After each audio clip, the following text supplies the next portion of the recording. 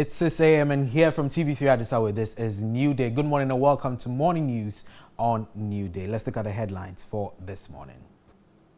Well, let's go straight to our very first story. Energy Minister John Peter Amewu has assured that the recent power outages experienced across the country have been resolved. Addressing journalists in Accra to explain the challenges, the minister said the outages were as a result of a shortfall in gas supplies and fuel, which have subsequently been addressed. The combinations of the delay of supply of heavy fuel for car power, as enumerated earlier, and the unavailability of gas from Nigeria meant that our generators, combinations of almost about 800 megawatts of available generation, was compromised. This includes almost about 450 megawatts of car power and also 400 megawatts of Asogli. Car power, as we are aware, which I think most of you are aware, relies solely on heavy fuel oil.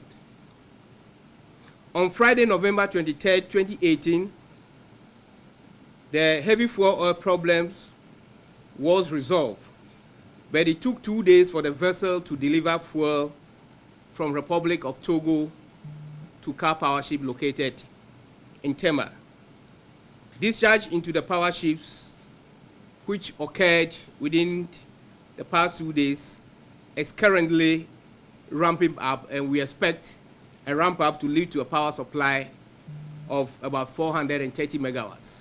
And as of yesterday, my information was that car power was delivering power at about 430 megawatts.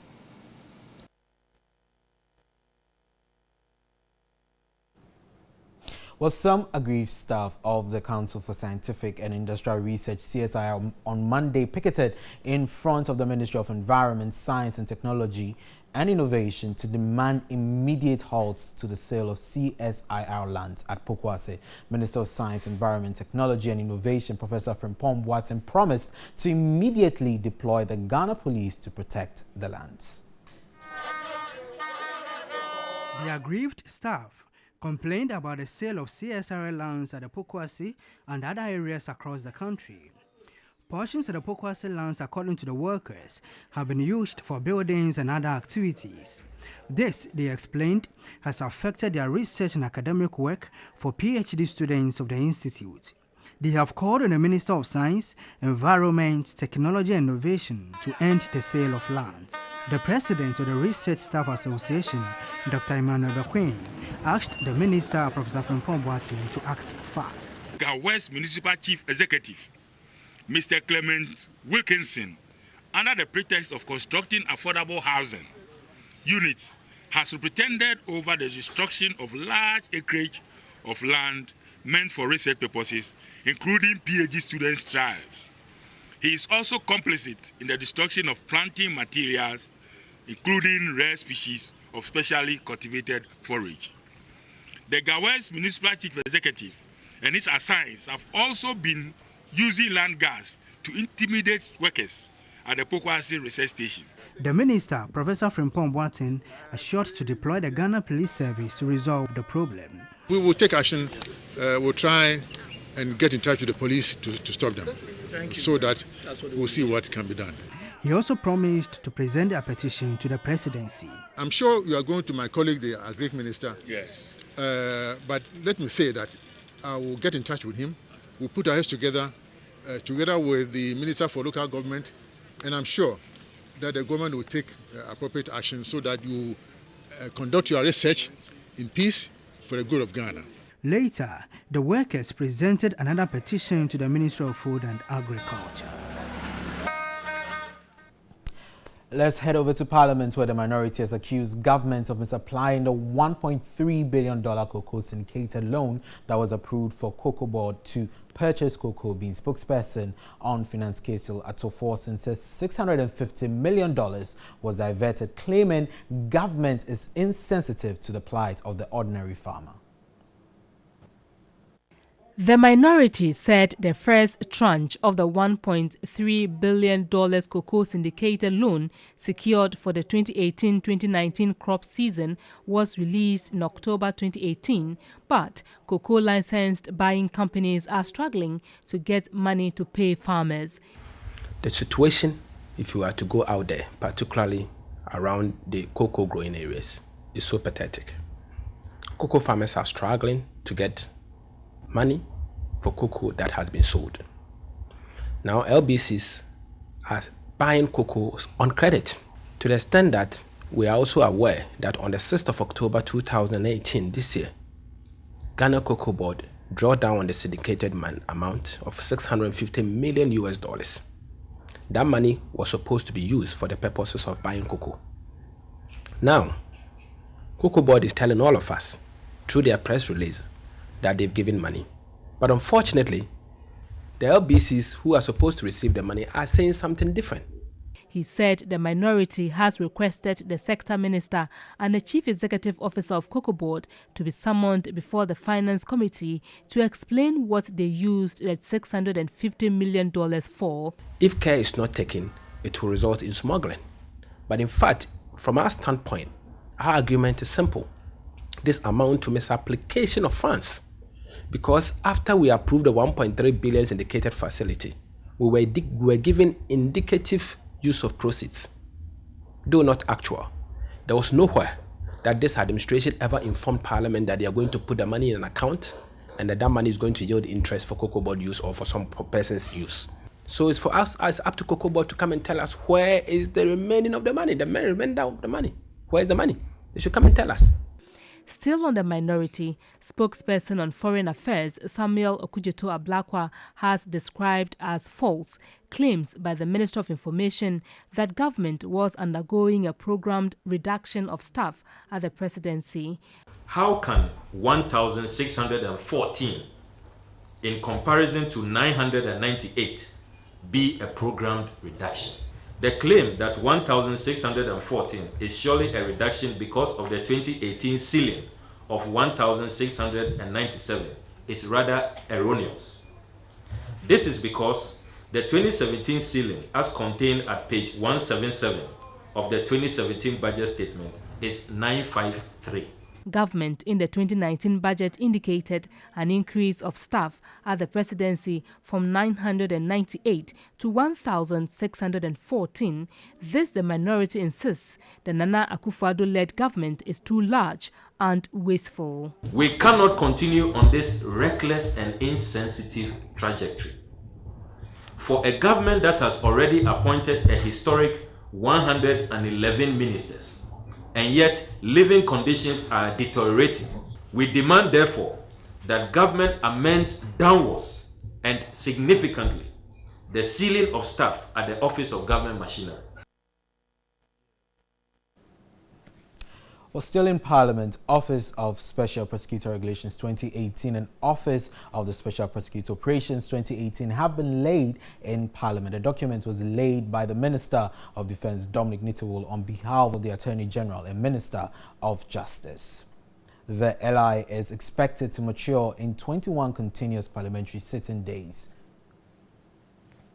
The document spells out how the Office of the Special Prosecutor would work, how appointment of prosecutors will be done, and how one can file a complaint for an issue to be investigated. The legislation also spells out the processes that the office will have to go through to seize assets of persons suspected to have been involved in corrupt deals.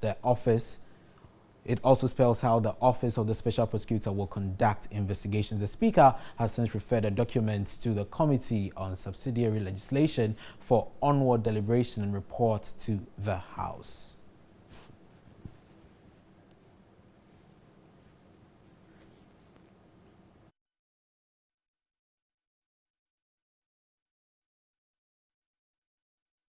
Well, lack of accommodation for residential nurses and midwives at the Gordani Community Health-Based Planning Services CHIPS compound is affecting the healthcare delivery of the community. The situation has forced medical staff to convert halls into bedrooms.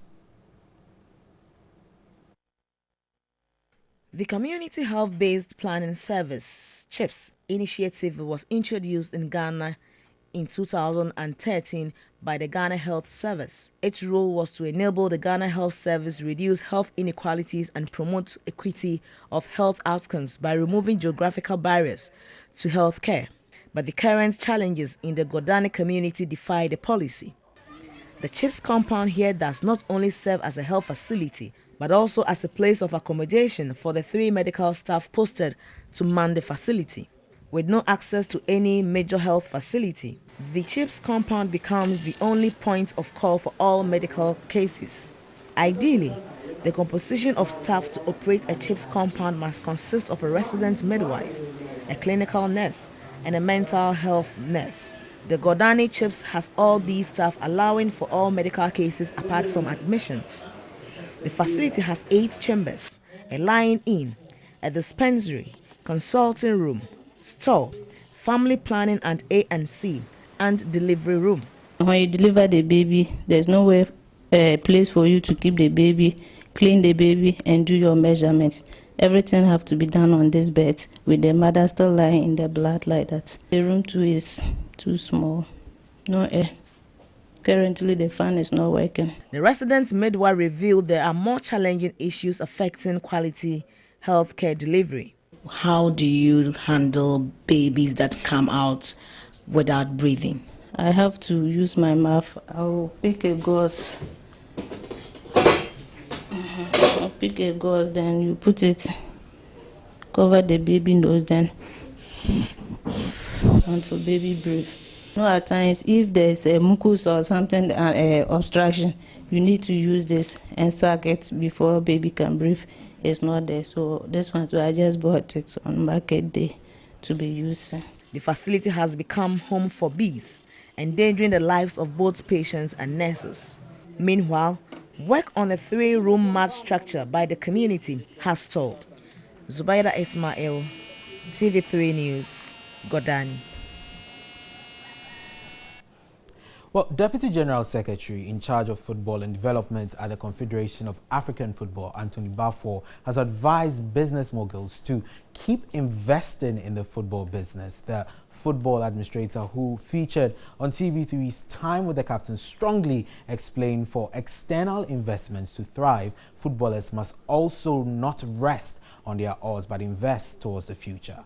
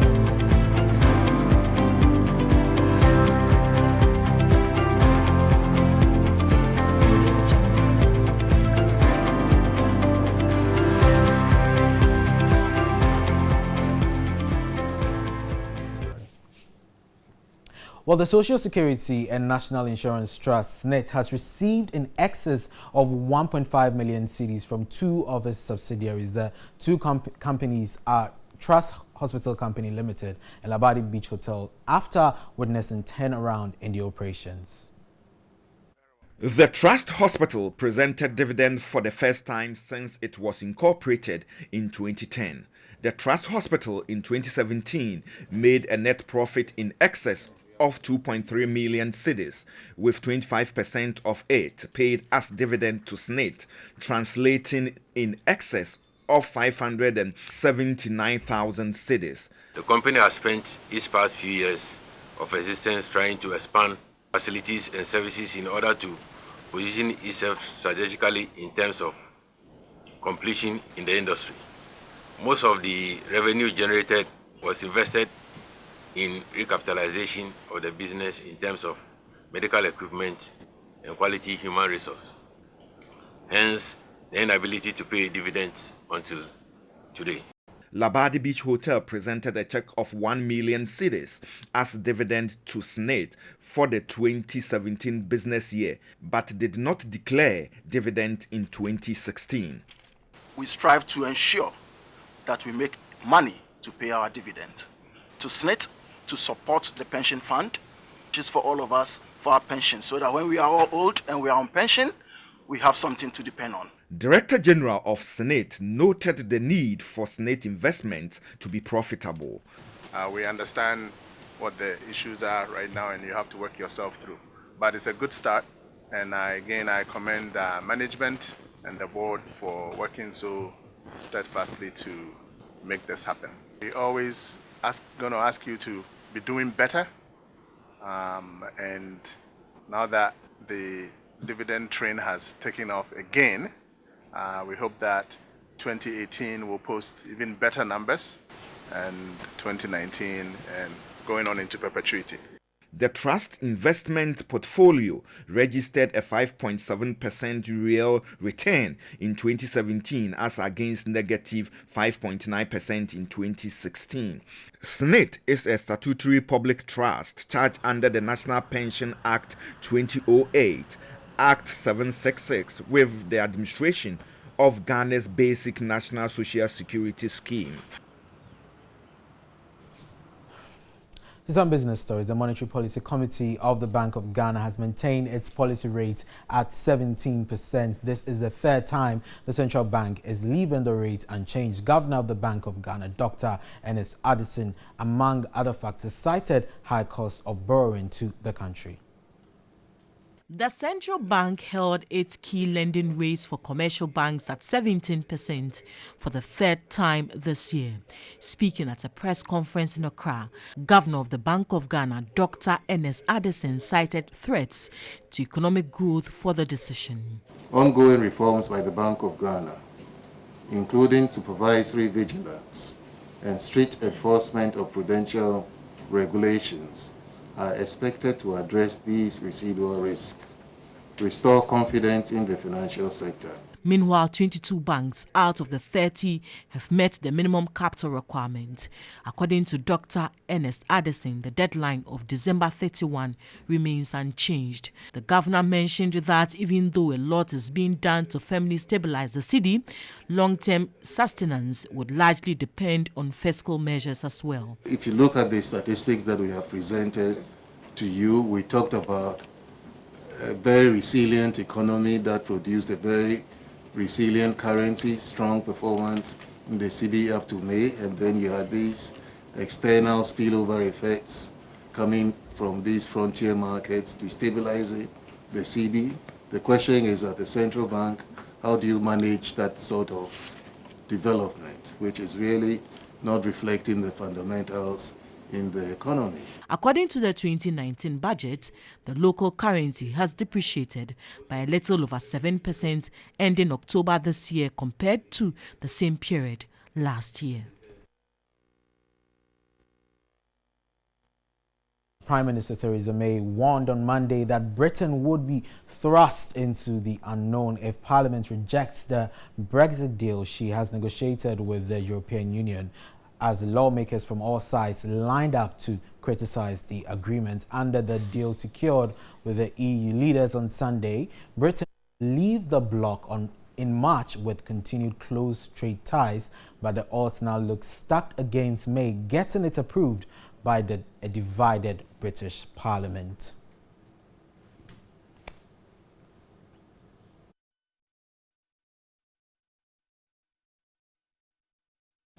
But that's it for the news for this morning. Newday returns shortly after this break.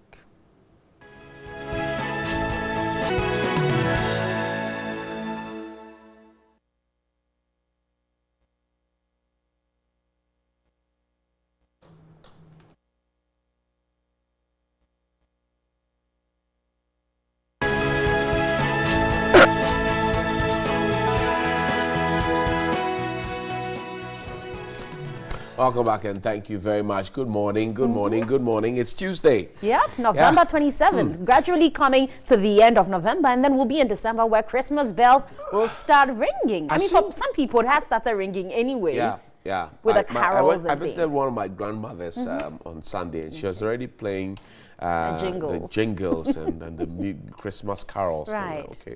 You started really early. You say, oh, nah, so she means to say that the weather is changing. The weather's changing, and so she has to get ready for it. And it's time. And I mean, for me, the most important thing is for us to remember the reason for celebrating. And as much as it's holidays for us to all go home and relax and, spend time with the family, the reason really is Christ.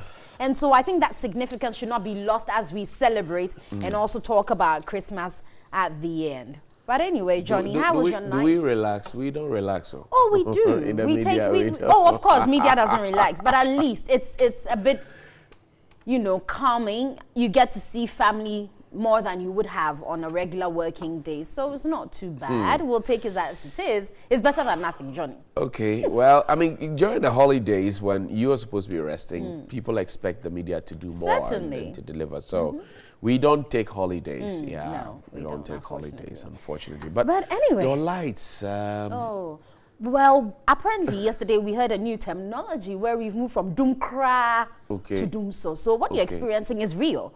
The energy minister didn't debunk that. He just says that it's a different kind of light off. This one, it goes off. You are assured it will come back on. Okay. But with intermittent. Intermittent. But there will not be darkness. Yes. How does that work?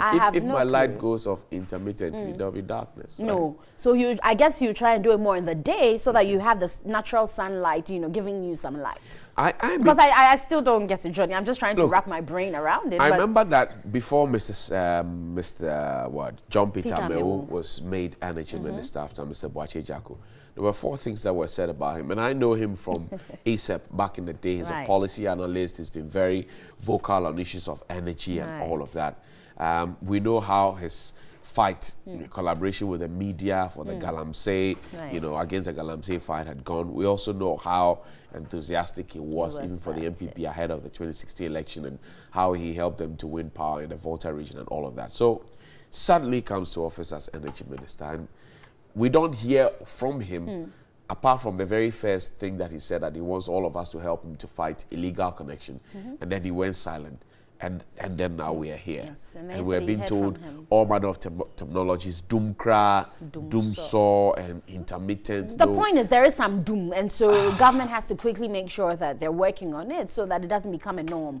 Because we're told and we're giving all of the options that in the current regime, we're not going to be seeing anything related to some lights going off. And so if we see it, then I believe if they're scoring themselves, then they're failing us as a people. And so it's not about the talk. Let's see action. Let's make sure it doesn't continue. And then the water issues too, because I'm sure when the light is, this doom saw is happening, then the water issues to become a reality. So they should just work on it for us. You see, and all of this, we've been told many different stories. One, we've been told that we have a shortage of gas. The minority in parliament is telling us that we owe some money. It's a liquidity problem. Some say it's a wisdom problem here and there. But we don't have the real information. And it's because we don't have the right to information bill. It's not been passed for all this while. I've seen a new bill which has been sent to Parliament, the guidelines on how the special prosecutor will act. We're told it will mature in 21 days, which is by the workings of Parliament. We're watching to see if they will pass it before the end of the year, because actually the Speaker of Parliament, Reverend Professor Right Honorable Mike Aaron Okwe, had promised us that the RTI will not travel beyond December. He promised us. Now we have 70 civil society organizations who have said, like, look, every Friday, beginning this Friday, up until the time the RTI is passed, has been declared the RTI Red Fridays. So we are going to be wearing our red on Friday and mounting the right pressure on government. Because if we have the right information, we can ask the right questions. Now we're being asked to pay tin, okay, or to get a tin to pay taxes. And how do I know what my taxes are being used for? I have no clue. I mean, but Johnny, there's a meme going around that no tin, no light. So maybe the people who are suffering the doom saw are the people who haven't paid their tin. So make sure you go to the GRA office and get a tin. How do you identify that in an area, say Kanda or Ridge, How do you identify that the people there have no team? But now we are linking things. You never know. You haven't asked the right question, so you just may not know. Okay. So just go and pay. When you do, I mean, when you get the tin number, then you're sure. If your light goes off, you can bill them and say, well, I have a tin, so why did the lights go off? But anyway, let's run people through what we have lined up this morning. Sure, absolutely. We'll be talking about domestic abuse and the calls for men to be bold enough to report abusive wives. Johnny, do you think men are shy to go out there and say, my wife is beating me? If genuinely she's beating you and you think she's overstepping and now it's becoming abusive, it's not just maybe hitting you because of love, but now it's actually beating. It's not a double. Yes, it's not that tapping, you know, that gentle, nice one. Now it's actually blows. Why would you be shy? I don't know. Maybe put yourself, look at a man like John Ninepence, you know, muscular, tall, and all of that. And he walks to the police station and reports, Meyeria Bome. You think they won't take him serious? Yeah, but who would take him serious? Who would take him serious? Meyeria Bome, my wife just is beating me. Who will? I mean, but you should be. I mean, he's human, and so why wouldn't I will? Look, I will take him seriously. There have been instances when women have gone to the police station to go and report, and I'm not picking on the police. These are accounts that have come up. Right. Gone to the police station to go and report that, oh, my husband has raped me, and then they ask, like, your husband raped you? How is that possible? Right. And there are also instances where, you know, a man goes to the police station and says, my wife is beating him, and they start laughing at him. You know, how can your wife possibly maybe we haven't beat appreciated, you know, the magnitude of these offenses and the fact that maybe we don't speak about it too much as a society because culturally men have been taught not to cry. But you two, what did you do for your wife to beat you? No, when it comes to beating, no one has to ask that question. It's similar to asking a female who was raped, what did you do for them to rape you? No, I think it would. I think it's pretty similar. No one has a right to beat you. But even if I cheated, I don't think the response is to beat. That just means you're a violent person. What would be the response? You're a human being. You can communicate. If you want to opt out, I'm sure those avenues you do so. But to beat, does it change that cheating lifestyle in the person? No. And so personally, I'm even against beating of any sort. I mean, people will buttress it with the point, spare the rod, spoil the child. But it's not really about beating. It's about instilling discipline in someone to understand the values for themselves. Because if a cheating partner is beaten, it doesn't take away the cheating lifestyle. Yeah. He will still go on. But I mean, I look forward to the day when men can actually walk into police stations and report that, well, my wife has beaten me. And don't be jealous. Anyway. Anyway, the Finder newspaper says Amewu outages temporal. Amewu says the outages are temporal, but that old IPPs remain a big challenge. Problem with Jubilee Field offshore test also to blame. Agric Minister, Agric must be a game changer, according to President Akufo-Addo. No room for weak banks in 2019, Bank of Ghana. And over 70 civil society organizations declare RTI Red Friday. Ghanaian company lists $10 million bond on the London Stock Exchange. The Ghanaian Times. President Akufo-Addo, Nyasingbe Iyadema confer in Accra. V presents medals to Ghanaian contingent in Lebanon. And Ghana grabs gold at World Skills Competition. No way for Dumso, Energy Minister says power outages over. The BNFT, Bank of Ghana stays policy rate at 17%, third time running, as external headwinds pose risk to inflation outlook. Seed producers call for PFJ to be sustained, and Visa Partners CAF and Road Safety Commission to become an authority. Will the Road Safety becoming an authority change anything? Not for me. Maybe you will give them more authority. Which authority? What they do. Which Maybe authority give them more power. Which authority? To be able to ensure that they enforce some of the laws that they are governed by. Which authority? Look, in 2016, on Community Connect, on 3FM 92.7, I asked a question. I said, when you drive around Accra, some of the major cities in Kumasi, Takoradi, you see some cameras, okay, atop the traffic lights or at some roundabouts, okay? No, Johnny, you don't have to go far. There's some on the Ebri Road. There's some on the Ebri Road. There's some at the Flagstaff House Junction. There's one at Ubeche Bilamte. There's one at Dankwa Circle. You find them. Nima Junction, you find them. I asked the question, what are the lights supposed to do? They told me it's for multiple function, but most importantly, to arrest defaulting drivers who cross the red line. That was what I was told. And that there are people at the other end who are monitoring what's happening. It's 2018. People still jump red lights. I have not seen one. And I challenge them to come and tell me they have used those cameras, one, which was on pilot basis at the time, because I've not seen any additions, to arrest and prosecute anybody who jumped the red line and endangered other road users' lives. It was in 2016, and this was on a pilot basis. 2018, we're still singing the same song. So you find the Okada guys running up and down, and we can't arrest one person using a camera. Elsewhere, as soon as you cross, it takes a snapshot of you, and then once you park, you get your ticket, you pay. If you don't pay, you go to jail, or you do some community service, or you pay a fine. What is our own case? So if they become an authority, will it solve the problem, or we are just creating another monster to devour another monster? What are we doing? I hope that when they become an authority, it will solve the problem, because like they've captured in this newspaper, it says National Road Safety Commission will soon be elevated to the status of authority to enable it regulate institutional standards and enforce compliance with road safety regulations. So I hope that what is the safety? What is the safety? No, I'm being serious. I'm being very honest. Last week I told you about my good brother George, who put up a post on Facebook that somebody had seizure and it was behind the wheel, was a public transport, and went to hit another vehicle. Okay, so how safe is our what do you call it? And I've said here that the DVLA only checks for your eyesight. It doesn't check for anything else. And that's dangerous. That's supposed to be the Road Safety Commission's job. What are the figures of road accidents we have in this country? Are they reducing?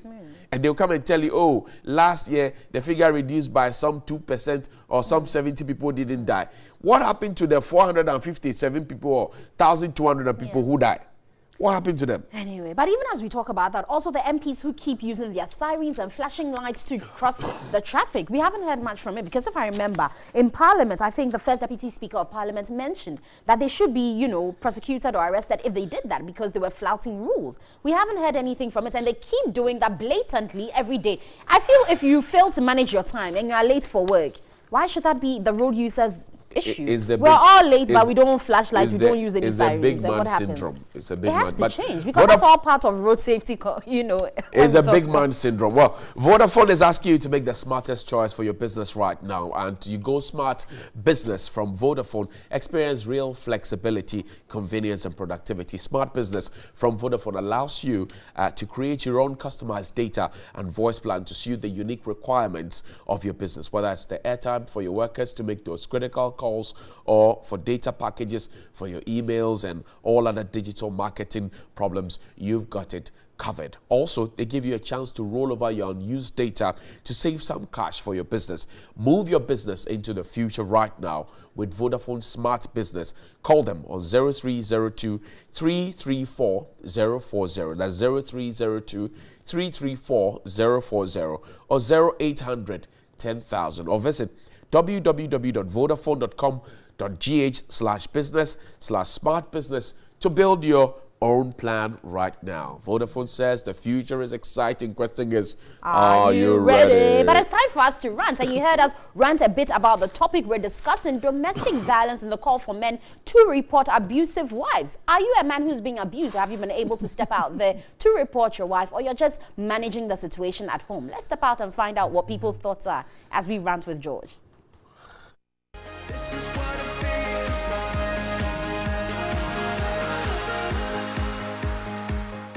So the debate is on as to whether men should begin to report domestic abusers at DOVSU. DOVSU as a unit is worried because less men come in to report domestic violence. This morning on Daily Rant, we asking citizens their thoughts on the call for more men to feel free, walk into the offices of DOVSU and report abusers. Gentlemen and lady, the question this morning is, should men also go to DOVSU to report any abusers by their spouses? The thing is, I don't understand why a man will allow himself to be beaten by a lady or to be abused by a lady. So the fact is, our community, as an African man, You can't allow your wife or your girlfriend to just abuse you like that. You must be the head in the house. So as for this going to report, it won't even come up. Because for me, I won't allow my lady to just abuse me. I'm the man of the house. I can't do that. Hey. You see? No, it's not like that, okay? It's not necessarily beating, but the threat. Okay, the threat. I have a friend who always tells me that, okay, the wife keeps throwing things at him. And I told him to report it, either to an elderly person or to the police, because it will get to a point she can throw something at you and you're going to die. So what happens to that? So just as the women have the opportunity to report, that is the same way man should have that same opportunity to report. For that one, your life is at risk. I do not agree with you at all. Why don't you agree with her? Because a man is a man. And man is supposed to handle things in the house. So if a lady is abusing you, a man, the man should be able to maintain and check the woman, put the woman in place. How do you maintain? Like, how you maintain? You hold there, then you shake her. How do you shake her? That is also abusive. Don't forget that. That is also abusive. Excuse me. Lately, I've got something so ridiculous that I don't understand. What is it? This group that pepper them, sugar them. Oh yeah, pepper them. That nowadays women shouldn't cook. Why? Seriously, we can cook ourselves. So as for cooking as abuse, we don't mind. But the thing is, I am the head in the house. I will discipline you when you go wrong. So I don't think a lady... The discipline here means you are abusing her. And so if you abuse me and I think I have the strength and I can match up to you, then I also... There are so many ways to check a woman. Okay. There are so many ways to check a woman. Okay. The man is responsible for providing for the house. Okay. So I sit you down and tell you that if you're not ready to change your habits, then the chop money that I give you to is not going to come. But haven't you seen that type of a woman who is very aggressive, and even though you might decide not to give her the chop money as you call it, but she will still be abusive. And so if she abuses you, if she turns to abuse you, would you want to go to Dawson, or you think that Dawson would not even come in again because you won't tolerate it? I'll just lock her in the room for about 3 days. No, you can't do that. That is also an abuse. No, that's not abuse. That's check. Like infringing upon her right for moving. She can't go out or anything. If you think your husband... Hello. Yes. Just imagine this scenario. A man, a well-built man, walking to a police station, abusing his own wife or girlfriend. That, oh, say, this my lady just abused me. How will you feel as a man? Okay, so from what I'm picking from the two gentlemen here, it's about pride, ego. You think you don't have to go and do that. You're literally going to die. Because if you feel it's not money enough, if you go to the police station to report your wife, or probably go to Dobson to report your wife, then she's going to kill you one day. Even the policeman will laugh at you. No. The policeman will laugh at you. What kind of man are you? What kind of man are you that you can't even maintain just one woman? No, if you cannot handle one woman, then how can you handle? That is not the point. You have your right. You have your right. Okay, don't let the woman infringe upon your right. The woman will not stand for you to infringe upon the right. That is the same way you shouldn't stand for her to infringe upon your right. So if you feel she's trying to abuse you or anything, don't even let her start. Immediately she starts the threat, try to report it. If you can't do that, then you're eventually going to die, because one day she's going to throw something at you or probably hit somewhere delicate, and before you realize you're dead and gone. Now I get your concerns, but then DOFSU is also worried here, because they are those that are supposed to protect us when it comes to domestic issues. And they are saying that, looking at the figures we've recorded in the past years, women have always been those reporting abuses. And they also hold the view that it is not as if men are not abused. They are also abused. So why don't they go? Now that is the situation. I want to ask this question. Yes. If a woman abuses a man, as a man being abusing a woman, and he's arrested, would a woman be arrested?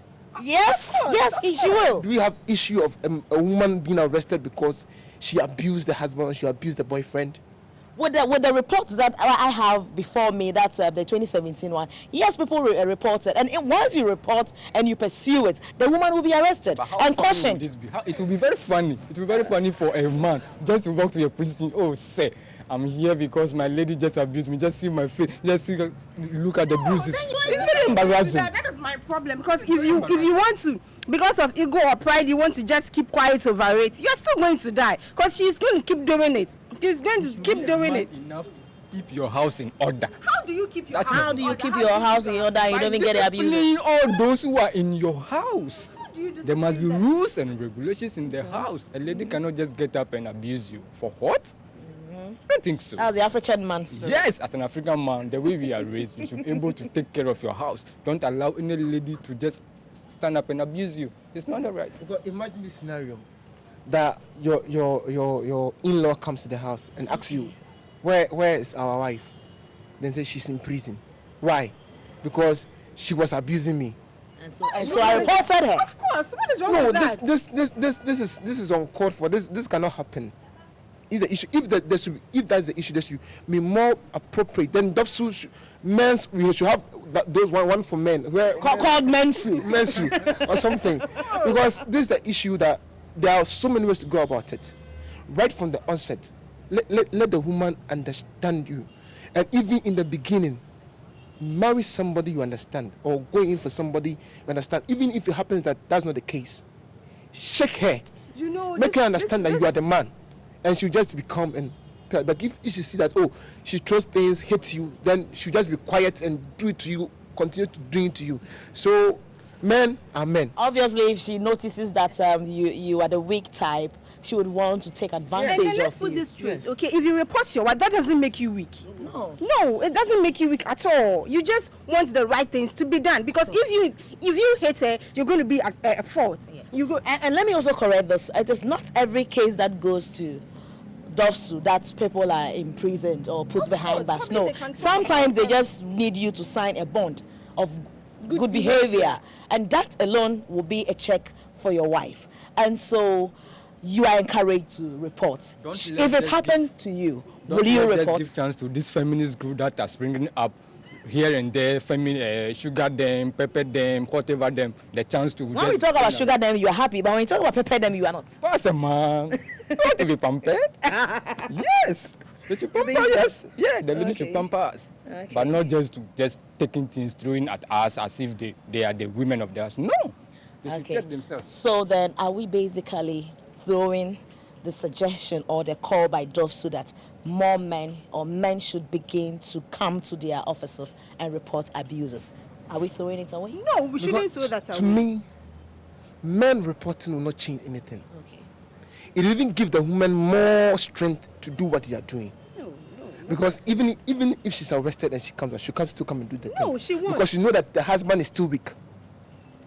And she will continue to do it. So if the man should stand on the feet and hold the woman and shake her, and for her to understand that he as the man, he's not weak, but he's strong to take position. I think that's much better than we going to the DOFSU to go and report. Oh, so then it means DOFSU people will have to keep waiting because they are not going to see men coming. Is that what you're saying? Then the men are going to die. Sure. Yeah, of course. Then the men are going to die. If you get abusive wives. If I can talk about the way my husband is treating me, and my husband can't talk about the way I'm treating him, then how do you live? You're just going to die. The best option is divorce. The best option is divorce. Go to your mama's house. Go to your mama's house. Your entrenched position is, sir. Very good. Go to your mama's house so that I should live in peace. That is it. Then you stay single. You just stay single like that, because all the women you get, you can't handle. They'll abuse you. Not all women are the same. You must take that. Not all women are the same. I'll go for someone who understands me, who will stay under my roof and respect me for who I am. Even divorce is not an option. Because naturally, women like men who know they are strong or who knows what they are about. So a weak man, women do not value weak men like that. Reporting your wife doesn't make you... I can see that the DOFSU will have a long way to go when it comes to men reporting abusers, because it's clear from this discussion that it's going to take Ghana a very long time for this to happen. This has been Daily Rant. My name is Zubaida Ismail. Joined by the Member of Parliament for Pru East, I beg your pardon, Mr. Keda. Member of Parliament for Pru East is also a former Minister for Power and the Select Committee, Chairman of the Select Committee on Parliament of Mines and Energy. Chief, good morning. Doc, good morning. Thank you very much for coming. Dr. Kwabena Donkor is my guest. Let's start off the conversation this way. I see you have a copy of the budget and the financial statement. Well, I'm no longer the chairman. Oh, okay. I was a chairman. Oh, you were? Yes. Apologies for me. One of the various past tense, I have that. Absolutely. I was the first chief executive of BOST. I set up BOST. I was the first chief executive of the Petroleum Commission. Okay. And I was a chairman. I'm now only a member of the committee. I see. Interesting. Congratulations to you Thank for all you. the hard work. I see you have a copy of the budget statement. Did it meet your expectations, the Mpuntu budget? Well, Mpuntu, I'm surprised at Mpuntu because we had seeds for growth. The seeds didn't germinate. Okay. And so they probably had to change the title. No, it didn't meet my expectation. It didn't meet my expectation because we cannot be doing the same thing over and over again and expect different outcomes. We must change the narrative as a people. Okay. Our narrative for developing this country must be based on nationalism and discipline. And if we don't address these major themes, we'll be going round in circles. Half of the things going wrong with this country arise out of lack of discipline. Okay. Both at the macro and at the micro level. Both at the individual and at the collective level. Okay. The carnage on our roads. The banking crisis. Just all borders on lack of discipline. And supervision? It's discipline. Okay. Discipline from Bank of Ghana. Okay. Bank of Ghana, if you take the banking crisis, Bank of Ghana superintended over this for a number of years. You see, in regulatory and enforcement regimes, compliance is cardinal. And that is why regulatory bodies have a responsibility to ensure compliance. That is why they are clothed with sufficient powers to ensure compliance. If you sleep on the job, you don't then suddenly wake up and cause the havoc that is being caused. The Akufo-Addo-led administration says the Asempa budget, the Juma budget, the Mpuntu budget is a process, a culmination of activities that will see Ghanaians smile at the end of the day. 2019 has been labeled as the action year. Do you follow this trend? Unfortunately, no. Why not? Why not? Because it just plays to the Ghanaian psyche. We are very good, and not just the Akufo-Addo regime, but as a people, we are extremely good at rhetoric. We are extremely good at putting words together to excite, but with no substance under. We have not made the progress that we need to make as a people, simply because we are, I hate to say we are intellectually lazy. I've said that and I've run into problems. Okay. But if that's the truth, why are you running into problems? Who's putting people think it's insulting, but that is the fact. We are, you see, look at the history of development in the last 50 years. Okay. The countries that have made the most progress, developing countries that have made there are certain traits about them. What are the gaps in our situation? For example, you've seen the budgets, the debate has started. What are the gaps let me give you in our situation? Let me give you just a few examples. Look, if you look at paragraph 187 of the budget, and with your permission, right, I will read. Please do. He says, Mr. Speaker, as of September 2018, Ghana National Petroleum Company Limited, GNPC, had lifted 7 parcels. Since when did GNPC become a company? I mean, it's symptomatic of our lack of attention to details. GNPC by PNDC Law 64 was established as a corporation. It's still a corporation. Right. They are very simple. You want to forgive it as a typo? It can be a typo. Did nobody go through this? And especially when you move on to then say we have this number of liftings, etc. GNPC is the cash cow of the oil and gas sector. If we can even get the nomenclature wrong, what else can't we get wrong? The government says 70, of course, the law says 70% of oil proceeds must go into infrastructure. Now, government says it hopes to raise some 5 million in excess of that in the coming year. No. In 2019, we expect to hit over $1 billion+ as government revenue. He says 5.5 or something. No. That their calculation is not correct? No. It's stated in It's the budget. there? Yes, Okay. yes. Even last year, current year, we raised $723 million. Do you see the 70% being used for infrastructure as is stated there in black and white? Do you see? It depends on what you classify as infrastructure. Okay. Really. It depends on what you classify as infrastructure. Okay. For me, the challenge with our petroleum sector is that the Ghanaian state has not defined exactly what it wants out of oil and gas. The Heritage Fund, the Stabilization Fund and the rest, put them aside. What exactly do we want out of it with it on this increased revenue? I am worried. And I'm worried because we have not defined our act as a Ghanaian state. Forget about NDC, forget about MPP.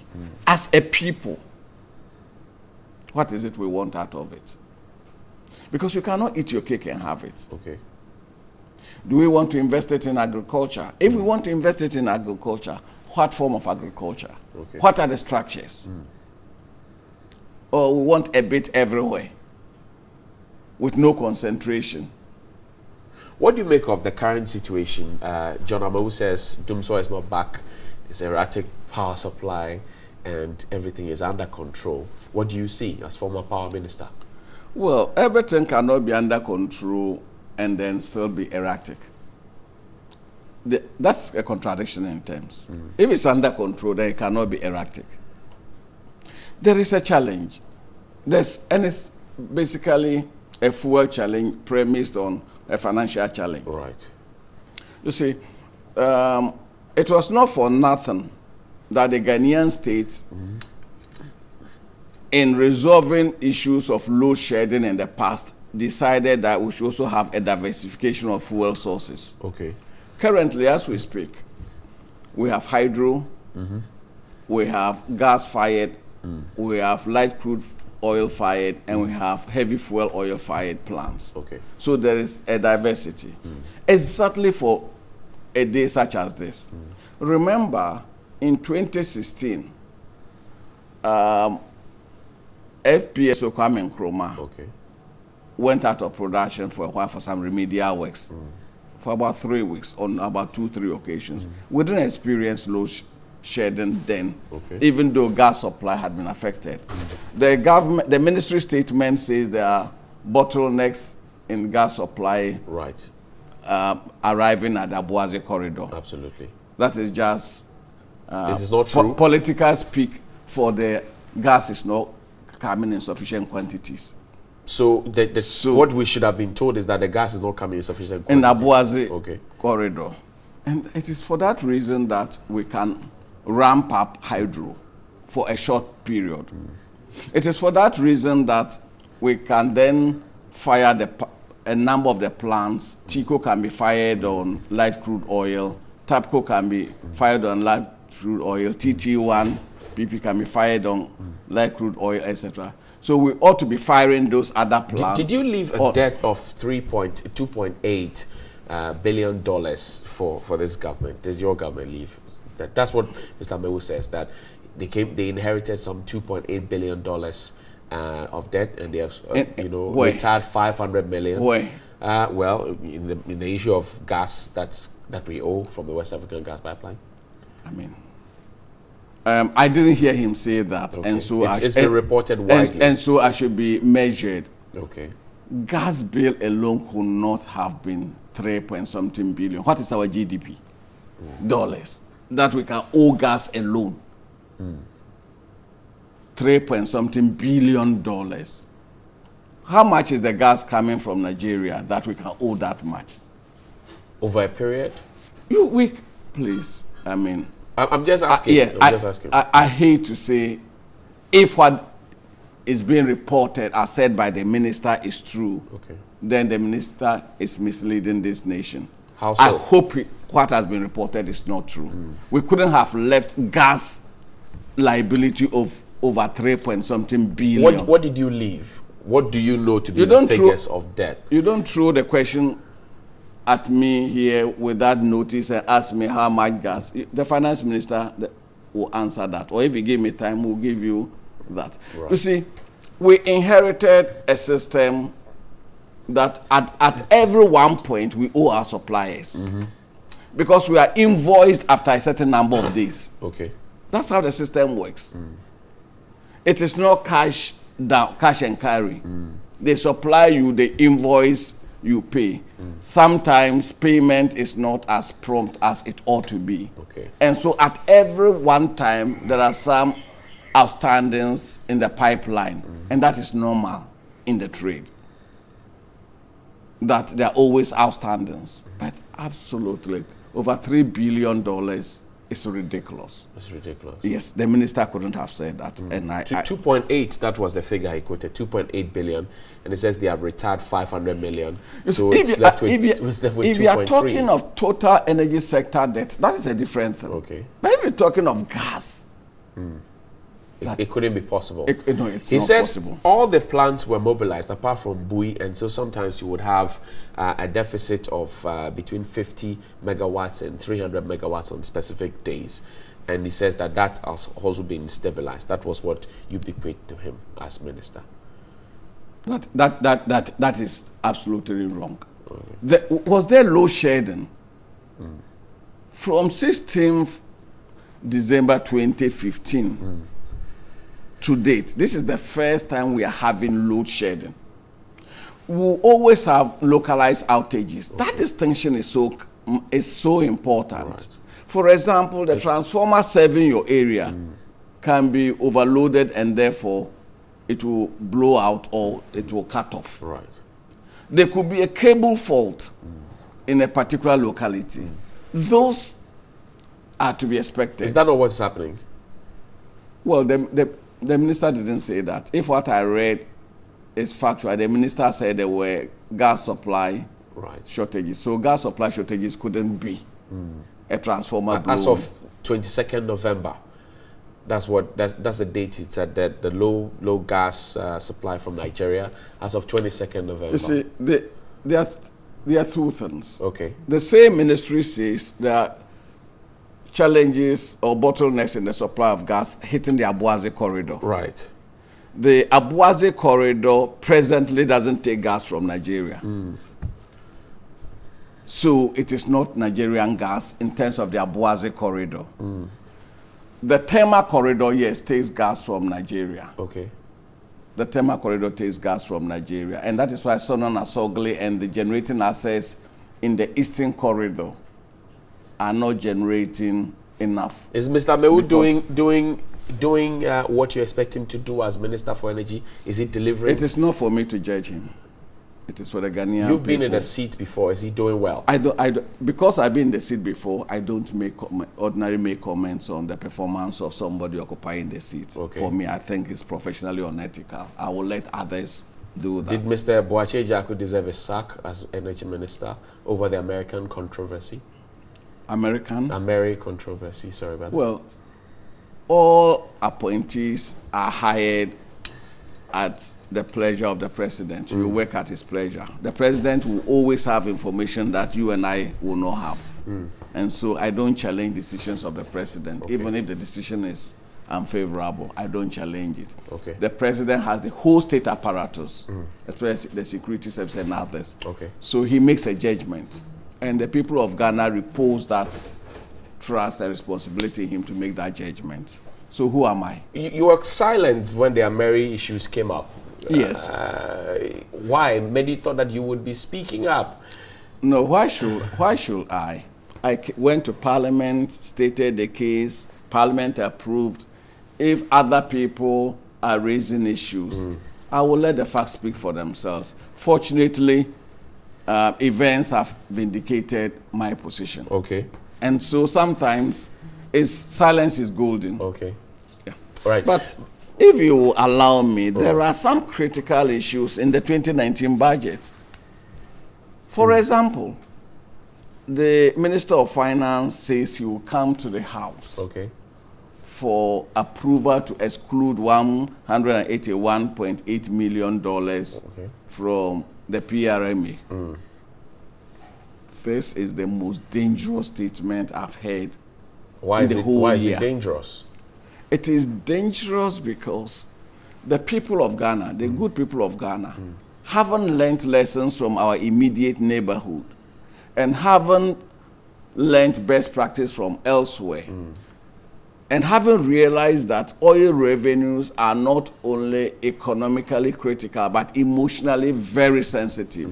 Set up a structure, the PRME, that all oil revenue should be accounted using the Petroleum Revenue Management modality. Right. And that all petroleum revenue, oil revenue should come in. And then it also gives the government 4 areas where government should determine, because it's elected, wherever it wants to use the revenue. So government has that. But to say that you will not account for $181 million, you will not pass it through the framework established, is not dangerous, but it's slippery. In that today is 181. Tomorrow, another government, another finance minister says, okay, $500 million, let's set it aside. Okay. How do we ensure accountability? What will solve the power crisis? Finally, I beg you. What will solve the power crisis?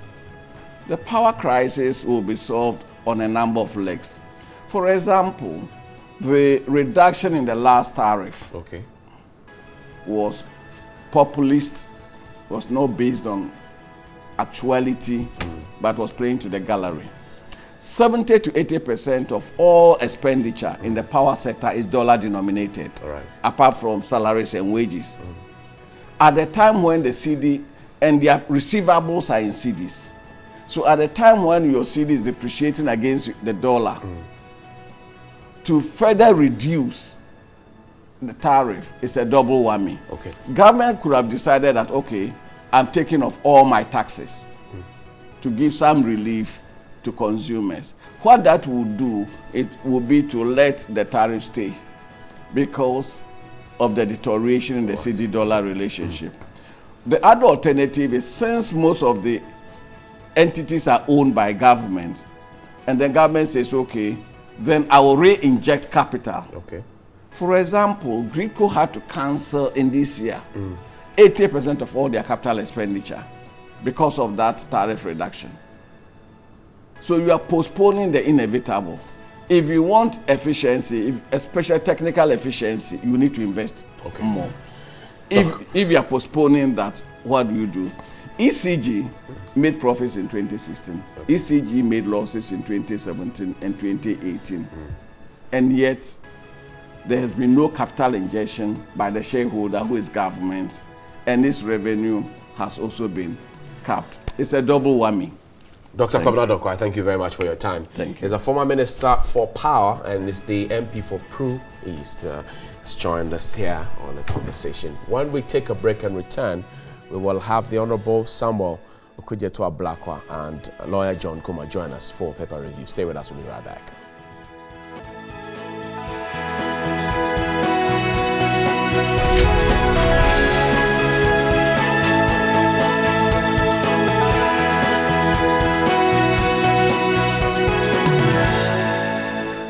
Daily Graphic, Ioko CID hunt for cryptocurrency kingpins. Power supply stabilized, Energy Minister assures. Don't use honorary titles, they are not PhDs. University of Ghana Vice Chancellor. The Daily Guide, Auditor General cripples audit service. Nana meets foreign Asigbe over Togo crisis. Bagwin campaign van kills 2 at Apam. And Dumso under control, according to Energy Minister. Amidu gets teeth to bite. Law to fight corruption ready. The Ghanaian Times. President Akufo-Addo Asigbe confer in Accra. V presents medals to Ghanaian contingent in Lebanon, and Ghana grabs gold at the World Skills Competition. No way for Dumso, Energy Minister says power outage is over. The BNFT, Bank of Ghana stays policy rate at 17%, third time running as external headwinds pose risk to inflation outlook. And the final newspaper, Amewu, outages temporal, but debt over IPPs remain big challenge. Problem with Jubilee Fields offshore test also to blame. Agric must be a game changer, according to President Akufo-Addo.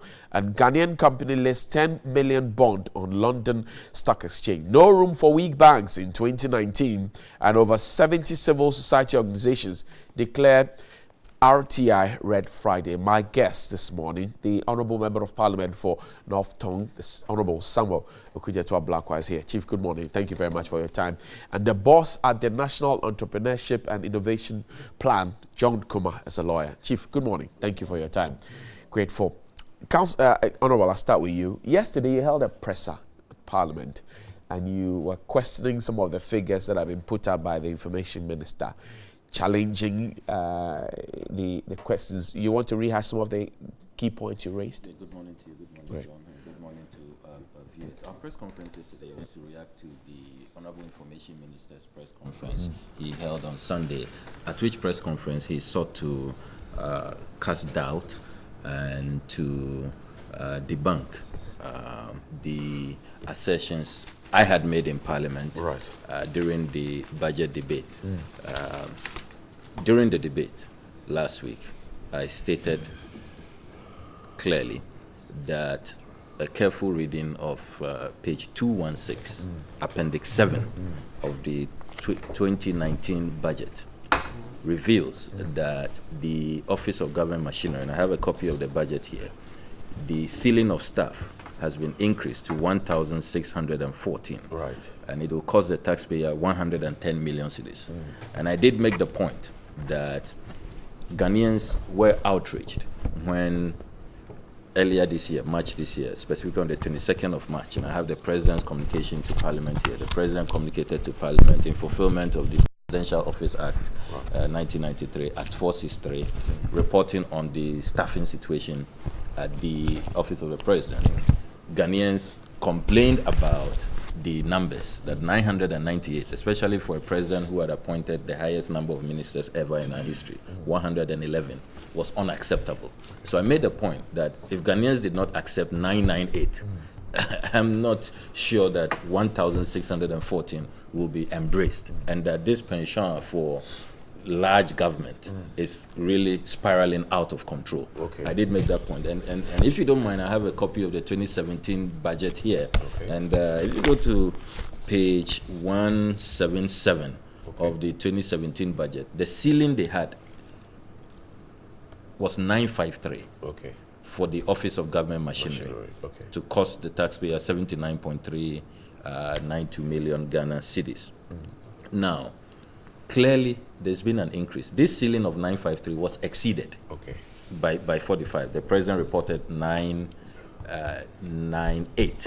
We are hearing now from the Information Minister's press conference that perhaps there are even more that have not been reported, if you look at the trajectory of the Information Minister's argument. So you have a situation where the Office of Government Machinery is going up. So when the Information Minister said last Sunday that there's rather a decline, he was being economical with the truth. Says that people who are going to retire who will not be replaced, and the government machinery includes 19 different offices, one of which is the Office of the President. So bumping all together is mischievous.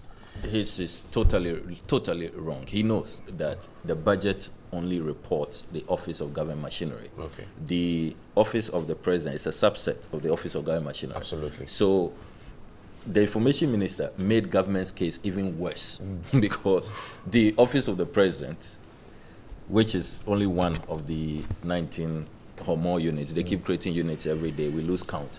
Now, if just one unit of the 19, you are exceeding the ceiling for the entire Office of Government Machinery of 953, then you can begin to imagine what is going on. And at the bottom of this discussion, the whole fundamental issue is avoiding wastage, protecting the public purse. Do you see duplicity of roles duplication, in there? role conflict, and all of that? I mean, many have been asking, and I believe that it's time to amend the Presidential Office Act to do two things. One, to be clearer on the functions of the people there, exactly what they do, and two, to place a cap so that we cannot exceed the numbers, because I mean exceed this really obscene, arena we have entered in, because we cannot continue this way. And you see, the other point that the information minister makes is that he takes the 2018 ceiling of 1,000, I have the 2018 budget here, of 1,697, and then comes to 2019 of 1,614. Okay. And says that, oh, this must be pointing to some decline. Right. So he conveniently ignores the actuals, the 2017 report that we have in Parliament that was brought March 22nd. 2018, we don't have the actuals. Okay. And remember that 2017, they exceeded the ceiling. Up to 998. Yes. So what is the guarantee that 2018, they will not exceed the ceiling? So for the information minister to be saying emphatically at this point, very premature, early in the day, that there is some decline, you cannot be sure. So the point really is that even if you want to accept that they will stay within their ceiling of 1,614 for the 2019 budget, Ghanaians told the president, civil society, governance experts, 998, too high, absolutely obnoxious. We can't live with that, especially when we have 111 ministers. We will have thought that you will have had the leanest office of the president, or office of government machinery, as compared to your predecessors. But over there too, you are setting new records, obscene records, infamous records. And we are saying that listen to the people of Ghana. So I cannot fathom how if 998 is offensive to the Ghanaian people, 1,614 will be acceptable, and for which we should applaud government. To the school of thought that, look, Parliament should have checked these things. If they bring a figure that says 1,614 or less than 998, and the figures keep shooting up as we travel along, Parliament should be raising the red flags, because you represent all of us. What do you say to that? No, it's a fair question, and I in particular have taken interest in this matter. If you notice, consistently during the budget debates, I've been focusing attention on the Office of Government Machinery, and we have been raising these matters. At this point, this is what the minority is doing. Fortunately for us, we have not voted on the budget yet. Okay. We are still debating the budget. Right. So there is opportunity for the executive, if only they'll be minded to listen, to go review these figures downwards. That is the demand we are making, that they should review these ceilings downwards, especially when, if you look at other critical sectors. I heard you read the Daily Guide headline. The 2019 staffing ceiling for the Office of the Special Prosecutor, if you look at page 216 of this budget, is only 12 and 348. Office of the Special Prosecutor, 12.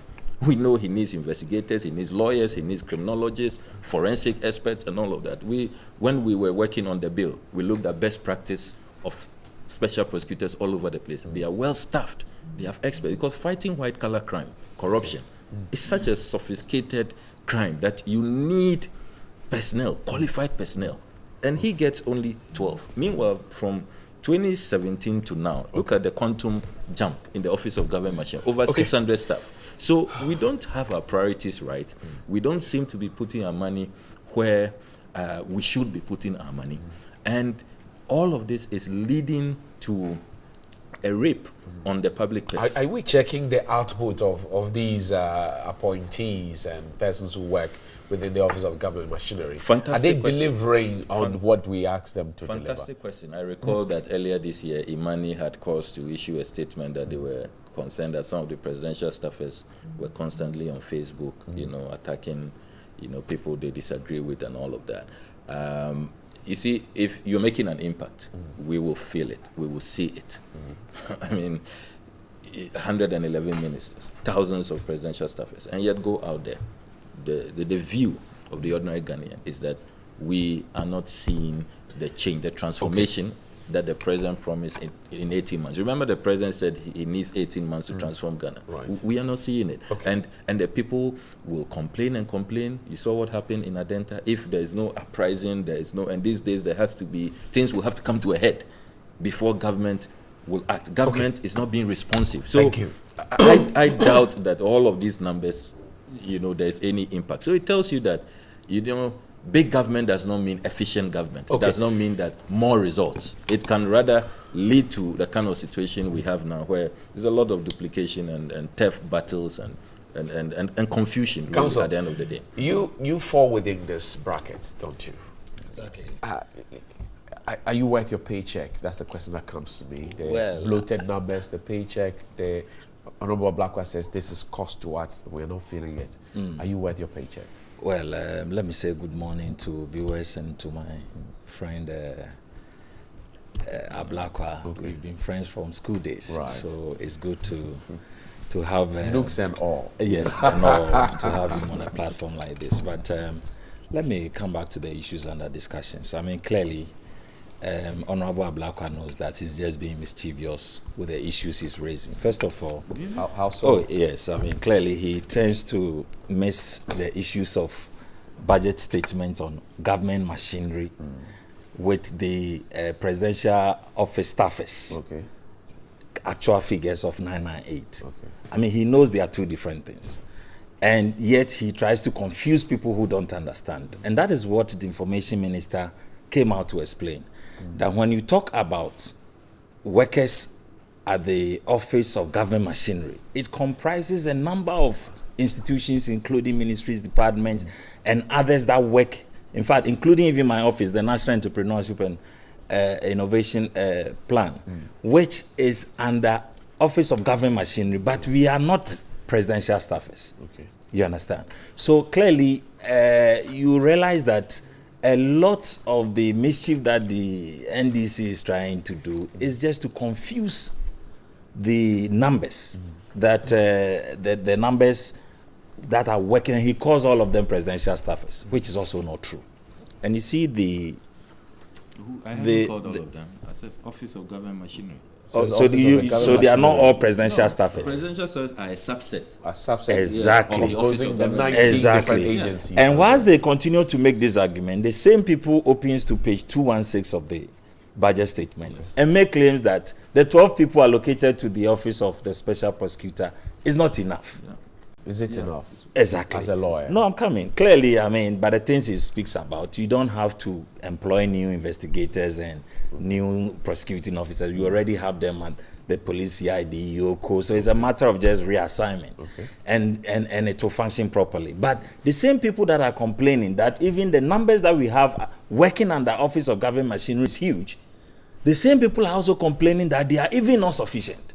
So which of the arguments should we buy into? My question was, are you worth your paycheck? Because he raises a question about the numbers, efficiency, and how much we're committing to you. I'll get to that. But clearly, people are not feeling. Yes, exactly. I mean, clearly, it's not even about the numbers, as you have rightly asked. It's about performance. What is the expectation of Ghanaians? You left Ghanaians doomed so in 3 years. Has it been resolved? Albeit not without difficulties that we are experiencing in the past 1 week, which the the energy minister has come to clear that this is just a temporary situation. We have firm grips of doomsday situation. Has nursing and teacher training allowances been restored? This is the expectation of government, Ghanaians. We were importing even maize into Ghana, grains and like all of maize. that falls under the Office of Government Machinery. Of course, still Maize, the ministers, nurses, the president, and these Doomsday. government offering machinery staffers, 1D, 1F. Now we are inaugurating the 1 district, 1 factory all over the places. Is it not the same 1 district, 1 factory which forms part of Office of Government Machinery? I have not seen the factory. You will see it if you want to. They are there. Ghanaians are saying But it. the last time you were here, John Kuma, you told me 17 of 19, them. and now it's over 50. As has been officially announced. But where are they? If you want to see, go out there. How many of the Tell districts me a have you location. visited? Tell me a location. No, I'm coming. There's no problem. I can even show you videos. No. In fact, even last week Give when me a President... Ghana Post Relax. GPS. Relax. Don't worry. If you need it, you know where to go to. You are a journalist. You are at a TV station. You go to the 1D, 1F office. John, you are or the here. minute. I'm You here. came to when I mention tell you, 19. you don't believe. Oh, when no. I told you I was even there, you doubted. I brought you videos. Okay. You are still asking questions. You meanwhile... From that time till now, you have not even visited one site. So I can't ask questions. What kind of questions when you are not demanding answers? You just want to ask questions or you want answers? If you want answers, last week when the president was in Eastern region, he commissioned one and you saw it. So everywhere the president has been, he is inaugurating this 1D, 1F. It's all over the places, every region, and we see it. So Ghanaians can Some say speak. they are old offices and companies. That I'm have happy been that old ones are rebranded. becoming new under the NPP government. It's okay. beautiful. At least we have a concept to rebrand the old ones and to bring in new ones. What is important is that they are working today. Okay. And we are creating jobs and expanding the economy. Under NEIP alone, we have trained 7,000 business startups in this country and funded 1,350. With financial support ranging from 10,000 cities to 100,000 cities. Within 3 years, from 2014 to 2017 that the NDC left government, they trained 100 and supported 68. This is their record. So it's not about the numbers, it's about delivery. And it's about what is the expectations and the promises of the government. Are the and numbers are we increasing?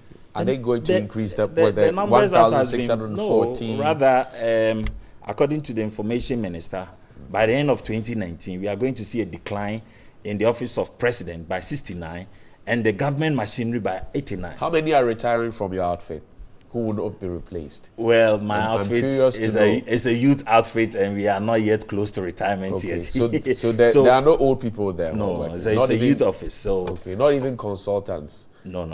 Okay. How do you expect consultants to retire? They don't work with government. Okay. So leave the private sector. They don't work the with issues you, of discussion. But if they are consulting for you even from afar and you are paying them, and you want to reduce your numbers, you may want to say bye bye to them.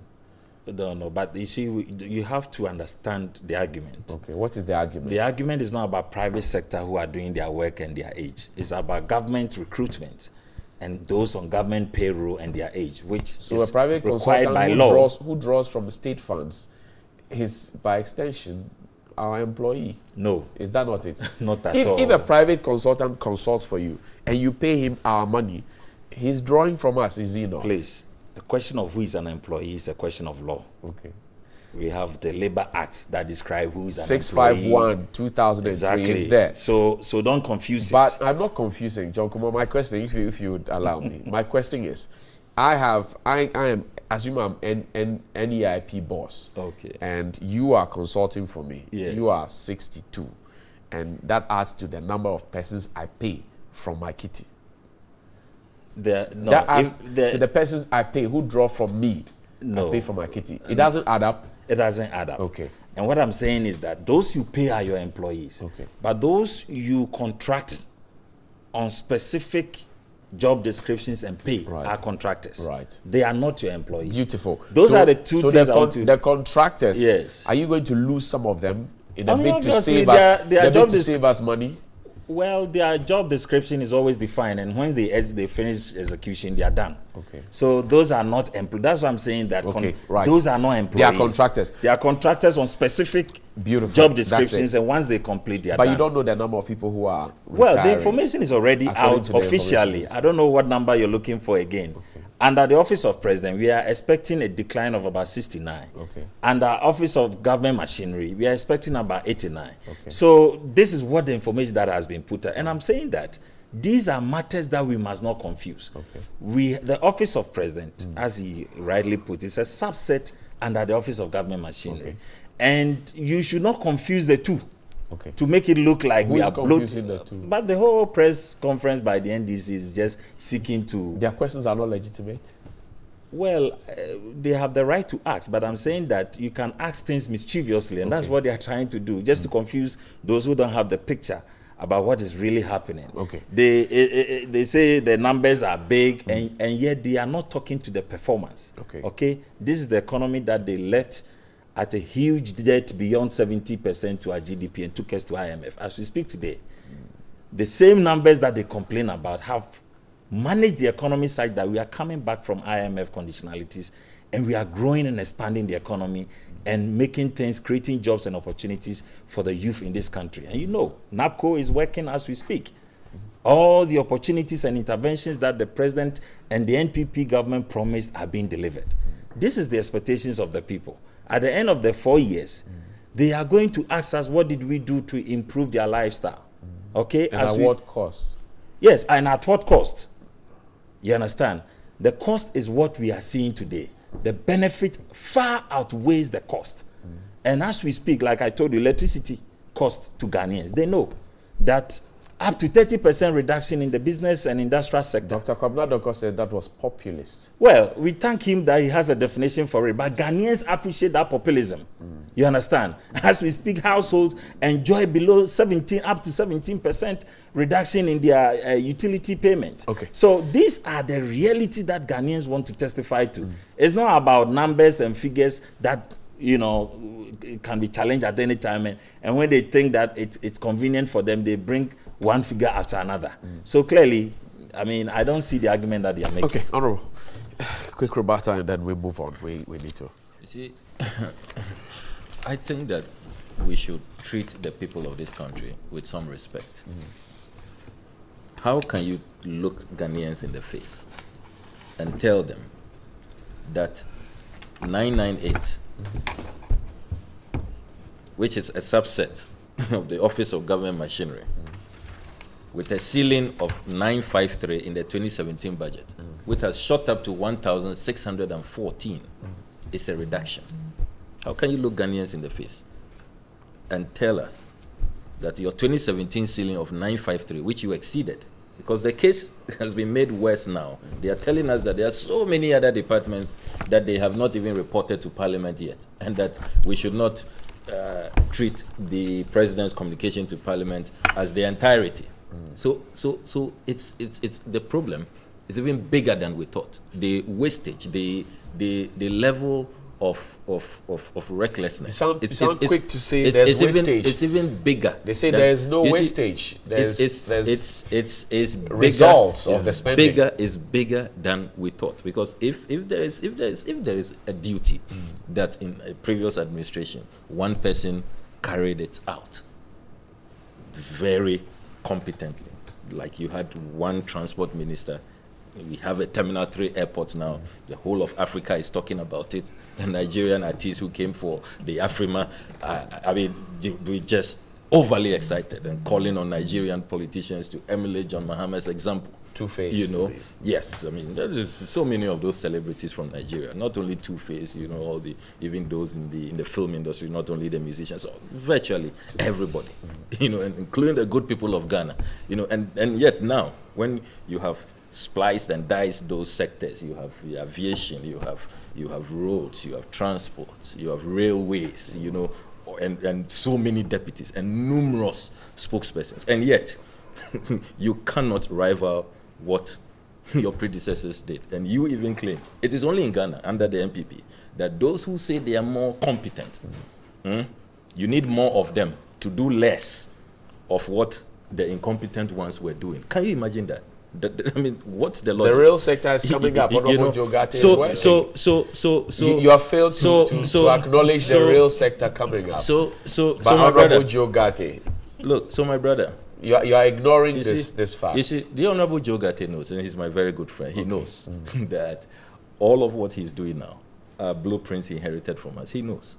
So he added nothing. He knows that. He added nothing. He knows that. He added nothing. This is a matter we've confronted him in Parliament. He added nothing. You know, he's adding his energy and drive, and he's doing well. I mean, he's my good friend. I mean, but let's face it, the blueprint, the Kojo Chrome Railway, and all of that are interventions. Okay. So please, let nobody say that the Office of Government Machinery is coming down. Is undergoing a programmed reduction, to quote the information minister verbatim. There is no program reduction. From a ceiling of 953, we are now talking about 1,614. Your report to Parliament, you exceeded that ceiling, 998. Okay. So we are seeing a spike. We are seeing a ballooning of an already obese government. And we are asking, why does President Akufo-Addo like big governments like that? We complain about 110. Then he increased it to 111. So this is not new. When we complain about 998, now we have a ceiling of 1,640. 2019 is an action year. You need to relax for the action to come to you. We heard that in 2017. He said he's in a hurry. He's in a hurry. Appointed 111 ministers. What are the results? Okay. You see, and my brother says that you're doing so. Look, go and talk to the teacher trainees. You know that the colleges of education are closing down as we speak. They've been on strike for 5 weeks now. The lecturers there, I mean, the education sector is in crisis. Is it in crisis? Is it in crisis? Really? You saw what happened at KNUST. I mean, it's failure of leadership. The education minister was in parliament last week, and he didn't know that from September next year you need team to accept free SHS. He didn't know. He got up and he was very, very uncharitable with his but Parliament the has description not of us. approved that policy yet. So page 310. You know when they like the information minister suggesting that the office of government machinery is coming down, I don't know whether they don't expect us to read the budget, or they have not, whether they outsource the budget preparation, and so the ministers do not know what is in the budget. Paragraph 310 is very, very clear. So there's so many instances where you tell them that, look, this is what is happening on the ground. This is what is in the budget. And that those in charge of the sector don't know. So one wonders what really is going on in this country. John? I mean, the specific issues of education. Right. Clearly, I'm surprised. I mean, he was in charge of education in this country. Minister, yes. Right. And he knows the issues that are being raised today. I mean, there were a number of strikes and dissents during the NDC regime. Nonetheless, they didn't hear them. Today, their allowances have been restored. Even the issue under protest at the moment is the question of their status. Now, they say they are also tertiary institutions and they are entitled to research allowances. Is that not the matter? And so they must also be heard. This is a matter that you didn't resolve in your regime. But you promised to resolve. No problem. No, so it is being worked on. How long will it take? But you see, there are people in charge. They are working. It takes a while. He has been in charge before, and he knows that all these things requires negotiations and budget arrangement and all that to factor everybody into it. But let us not make it sound like the education sector is in crisis. In what crisis? Students are enjoying free SHS who have not been posted. But you didn't post them. In your time, they stayed home for 3 years. You didn't post them. We met the problem. They stayed home for 5 years under your government. What else can we do? We need to provide some respite for them. And you left the problem. The respite is to put some of them through NAPCO, teach Ghana and all others, just to engage them whilst we look for long-term solution to this problem. You left the problem. I'm sure if I go to the WhatsApp console now, I'll find messages we are solving the problem. Teachers on so that's the impact of the big government. They are solving problems. Really? You are solving problems? Yes. At what cost? Very cheap cost. John Kuma. Okay. Your WhatsApp message is 020-21-66633. AU Farouk in Tamale says, good morning. Why is the government not accepting the reality? If Dumso is not back, why are we in Dumso? The intensive and clueless government must go. Good morning, JH. There's one thing that Ghanaians should understand, and Dumso at Mohammed's time was hell for him, because at the time there was not enough installed capacity. But now that we have enough installed capacity as a country, I expect this government to do better on generation capacity, fueling the plants, because Dumso also contributed to their victory in 2016. Kai Jesus in Mankwazi Gumwa West. JB in Islam says, so NDC members are not ashamed of themselves for commenting on energy issues in this country, where there's no shame, there's no honor indeed. All the NDC is praying for is the return of a child called Dumso, but I'm assuring them that the agenda will not see light. Toby Gabusu is still alive, and Sam Peter Meru will deliver. I rest my case. Dinah Brani. Good morning. Please, why is all media houses quiet? College of Education teachers are on indefinite strike. John. And no one seems to care. This government promised better education, and see, what at all government communicators know is microeconomics, also saying the environment is good for business, but we're suffering. They are needing with our education system, and no one cares. Inusa Student Campus. Okay. Mubarak Idris from Nima says, good morning, TV3. Tell the NDC to be silent in the issue of Dumso, because they have nothing to offer to help the situation. 3 living years of Dumso in Ghana and the JM and the NDC is far different from this, because we paid more for Dumso in their regime, while we pay less with enough electricity supply in Akufo-Addo and MPP's regime for now. Sofoya Musa in Kumbugu says, I'm happy Nana Addo-led government has been proactive in ensuring that Dumso does not return to the country, Ghanaians should patiently bear with government as they work to resolve the current power crisis. Alasan Owanaiwa, if members of the minority NDC don't stop peddling falsehood that the presidential staffers have increased from 998 to 1,614, they will stay in opposition for a long time. Okay. And Alasan Owanaiwa says this budget will be the budget of hope and every living soul will enjoy it. So let's acknowledge and applaud the president and the finance minister. And this administration led by the Akufo-Addo is putting all measures in place to ensure that Ghana will no longer return to the long dark days of power outages under John Mahama. Good morning, TV3. I want to tell Nana to resolve the doomsaw before it gets out of hand, said Boachi in Cantonment. Hi, good morning. Please tell Dr. Kwabena Donko that all his paper talk, Ghanaians will not understand it. We need it practically. Paper talk now is too much. Ernest from Nungwa. Good morning. If 180 million Ghana cedis allocated to Special Prosecutor's Office and they couldn't recover all money for corruption officials, then Martin Abidu should be prosecuted. Well, but the money was just given to him. Parliament has not even agreed on. Yes. Finally, good morning, Johnny and your crew. I think our leaders must be serious and tell Ghanaians the truth. We are revisiting Doomsaw, but this MPP, when in opposition, bastardized the ruling government with all sort of denigrative statements as incompetent. Mr. President and your panel, where is your competence? It's not a matter of confusing Ghanaians with big English, but do the work. You are in a hurry. Ghanaians will equally not be spectators. Nelson Manduaya in Tamale there on your screens. Gentlemen, your final thoughts. I'll pick them. I'll start with you, Honorable Ablakwa. Well, I do believe that at the end of the day, we should be very sincere with the people of this country. Facts are sacred. When the budget documents we have brought to Parliament ourselves, and I refer to the executive, have been referenced, don't accuse others of conjuring figures or peddling falsehood. I mean, we are only referencing the documents that you have brought to Parliament. And so if you are ashamed of the 1,614 figure, do something about it. You have an opportunity to amend it.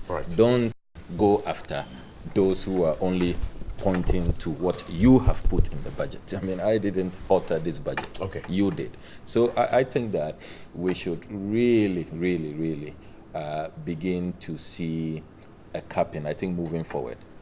Let us amend the constitution so we can have a ceiling on the number of ministers. At least within the judiciary, some convention has emerged that successive presidents have not, exceeded, though we don't have a ceiling there.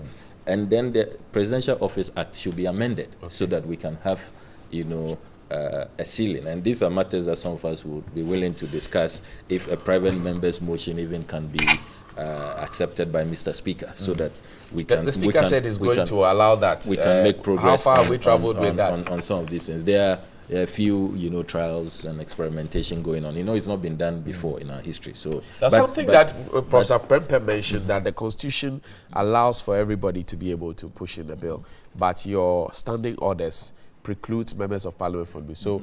The law says so, but your conviction says. Yes, I saw that. I saw that. But it's a matter that clearly has to be straightened.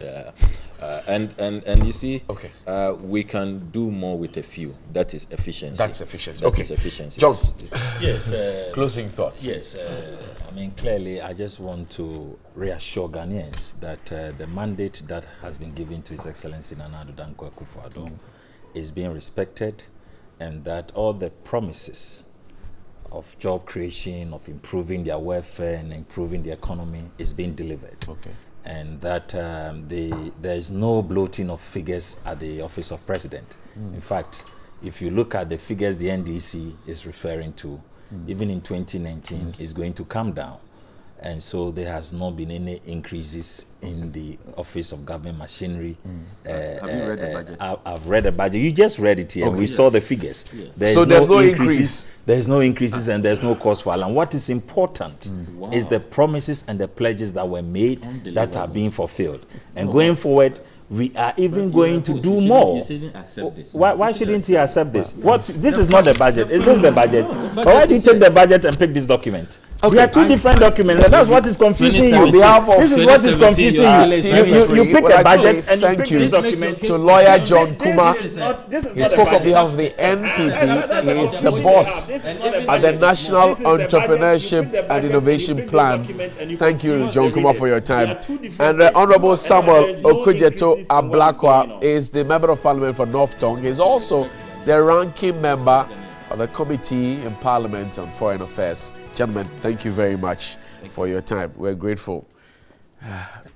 So exactly on 17th November, we celebrated World Prematurity Day because yearly over 120,000 premature babies are born, and how to deal with it seems to be a big issue because they need special care and attention. Joining me in studio to discuss this matter, I have Linda Osei-Boating, who is a pediatric nurse, to delve into this better with me. Linda, good morning. Good morning. How are you doing? Fine, thank you. Great. So let's start off by talking about premature babies. What is the definition when someone calls a child premature? What does it mean? Okay, first of all, thank you for your question. First of all, I would like to say good morning to your viewers and to thank TV3 for this opportunity. When we say prematurity, it means a baby who is born before the 37th week of gestation. That means the baby came before 37 weeks. Okay. Yes. So during the pregnancy, the mother carried up to 37 weeks. Yes. But I mean, the baby will come before that 37 weeks. Before and any start. time before that is prematurity. Yes, please. But what are some of the things that predispose a woman to have a premature baby? There are so many causes. One, history of prematurity. That is if the mother is someone who has given birth to a premature baby before. It's a risk factor. Sorry. Secondly, multiple pregnancies. Right. So twins, triplets, quadruplets, that one too can result in prematurity. Thirdly, infections. Okay. When we have UTIs, when we have vaginal infections, that one also can result in prematurity. Then stress. Yes, a lot of stress. When women go through a lot of stress, work, day in, day out, that one too can also happen that way. Then also maternal factors. So like preeclampsia, that is hypertension in pregnant women. It also happens. Diabetes, it also happens. So there are so many factors. Right. But what's so special about a premature child, and why do we need to pay extra attention to them as against other children who are born? Okay, prematurity is really a very big global problem, and they really need special care and attention. They shouldn't be compared to the full-term babies because there are so many challenges that they come with. So if we don't take care and give them that special attention, then we are going to lose them. So the premature babies, they come with difficulty in breathing. They have difficulty in breathing. They are not able to, control their temperature because of the low fat cells that they have. Then they also come with heart problems and they have so many challenges. So they need that extra care and attention. And so what are some of the devices that we use to provide them these extra care we're talking about? Okay, so in the hospital setting, the incubator is very, very important. Incubator is very, very important. Without the incubator, our preterm babies will not survive. So in the incubator, there is warmth.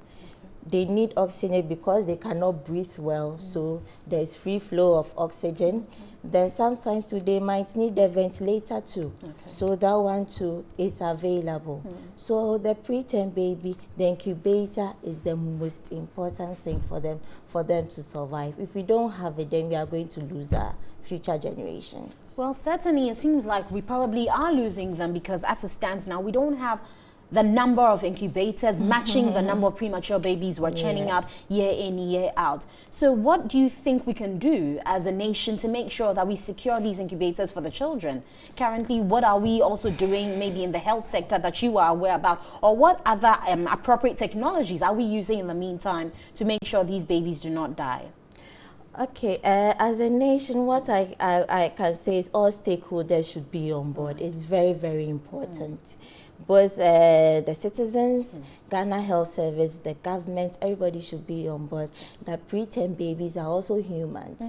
They also grow and they also become very important people in the country. So it's very, very important that we all come together and appreciate the fact that they are humans and they need that special care and attention. Very well. But I mean, in the hospital setting, mothers are usually aided by nurses like yourself to make sure that they're able to cater for the children. Yes. But beyond the hospital, how easy is it for mothers to care for the children and handle the young ones they're taking home?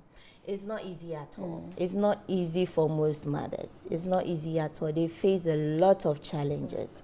Mothers go through a lot of depression. They have so much on their mind. They have so many questions to ask that sometimes we health professionals, maybe we don't get time for them.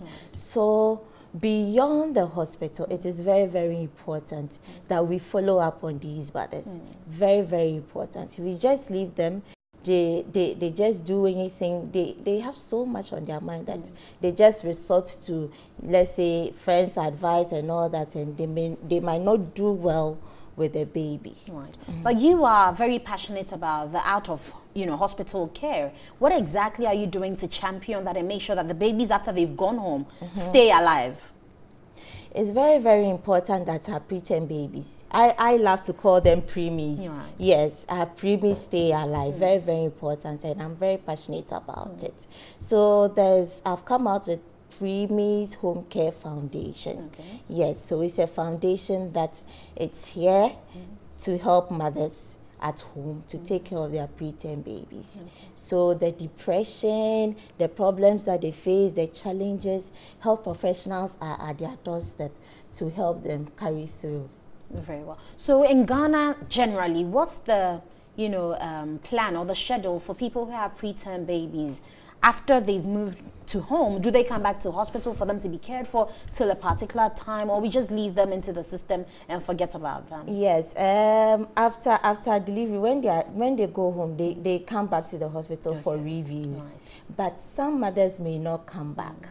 Yes, because of one or two issues. But when we're able to follow them at home, we can encourage them so that they can have that confidence to handle their babies and cherish their preterm babies. Yes. But having come into contact with so many mothers who have preemies, what is their challenge in handling these children? Is it the fear of having a small child, the child will break? What exactly is it? And do you see any difference with people who have had previous preterm babies or even have other children apart from the preemie compared to someone who has had a first child being a preterm? The problem really is with a mother who is a first timer. Right. They really have so many challenges. Holding the baby is even a problem for them. How to handle the babies, how to even dress them up, how to breastfeed them, how to even top up their feet. It comes with a lot of challenges.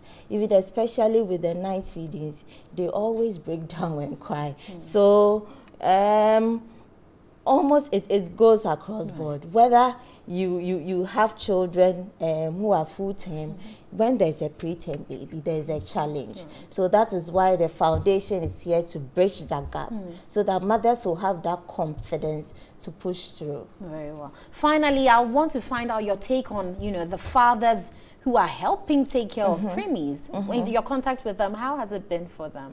Wow, it has been amazing. Nice. It has been amazing. It's even the fathers who are even encouraging me more that this is what they need. This is really what they need, because when we get to the homes, it's the baby and the mother, and so many education goes on.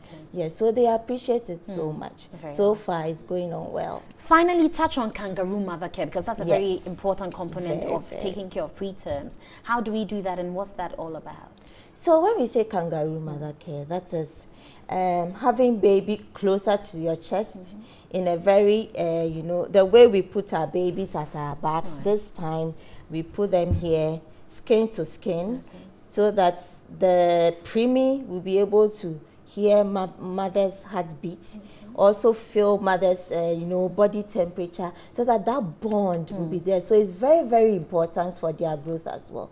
So kangaroo mother care is very, very important in the growth of the preterm baby. And of course, when it comes to that, fathers can also help. Oh, of course, fathers can also do kangaroo mother care. They can also do that. And we'll just change the name to kangaroo father care for them on that note. But I'd like to say thank you to you, Linda Osebo. I think she is a pediatric nurse, and we have been talking about premature babies and the fact that they need to survive because they are humans just like you and I. The statistics are, gory, 120,000 yearly, and our incubators are not enough. But there are other things we can also do. Let's make sure we all help to make sure premature babies live. On that note, we'll take a break. We'll be back. Stay with us. Names such as light off, signing off check, teardrops, rice, hamba, and coffee beads are all interesting names given to beads by the youth of today. Is it the case that they have rediscovered their cultural heritage and yearning for traditional beads, or are we in the period of Sankofa? Our reporter Gifty Amizioklu takes us through the exciting story of beads and how the business is booming.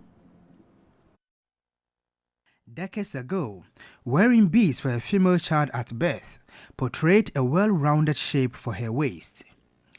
It also projected her to be more attractive and good-looking at the adolescent stage. Beads have played an enormous role in the culture, fashion, economy, and also in the artistic expression of the African people. Beads continue to play a role in many traditional rites and ceremonies such as coming of age, circumcision, marriage, burial, and local festivals. But for some time now, the wearing of beads seems to have declined due to modernity, not until recently when it has again become the toast of Ghanaians. Using beads as jewelry and its accessories have become a way of life for most Ghanaians. The uniqueness beads possess in adding meaning to modern fashion has helped a great deal to ensuring that bead making has now found its rightful place in the creative industry, with many businesses springing up in many parts of the country. Some wear it around their necks and other parts of their body. Bead wearing also becoming a form of clothing and used in making handbags. It is often said that wearing of beads make women more attractive and appealing to the opposite sex. Beads are mostly produced from recycled materials such as broken glass bottles, stones, oyster shells, and plastics. At a local market in the central business district of Accra, people from all walks of life visit the market to buy beads for one reason or the other. Sandra Opong, who has been trading in beads for the past 5 years, sells raw materials for those making the beads to purchase. She was disturbed business has not been lucrative. Business was booming. It was really good, but now, as you can see, there's no one here. It used to be good before now. Patience Asiedu, a bead maker, recalled that she some people ready to marry were those who purchased the beads. They started this business 15 years. That time, no accessories and yet there's some 2 years back. That business, it cost so fine. It cost so fine. Na dollar, ni naira, no so okay for us. I have been in this business for 15 years now. Business used to be very lucrative then, when the dollar and the naira were stable. But in recent times, business has been slow. Abuna Maku, who began the business 3 years ago, says it has not been too lucrative lately. Yes, now to me, marketing in the bash show cause I feel nana girls, I started business mintina and we are there.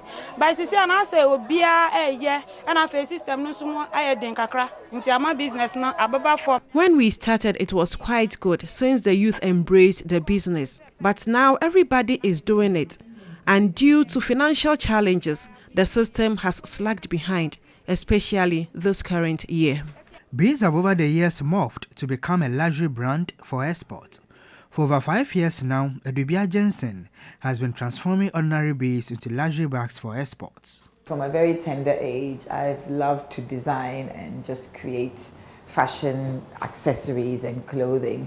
But moving forward many years, I just decided that when I return to Ghana, I'd like to create a brand or to start a company focusing mainly on designing fashion accessories and clothing line.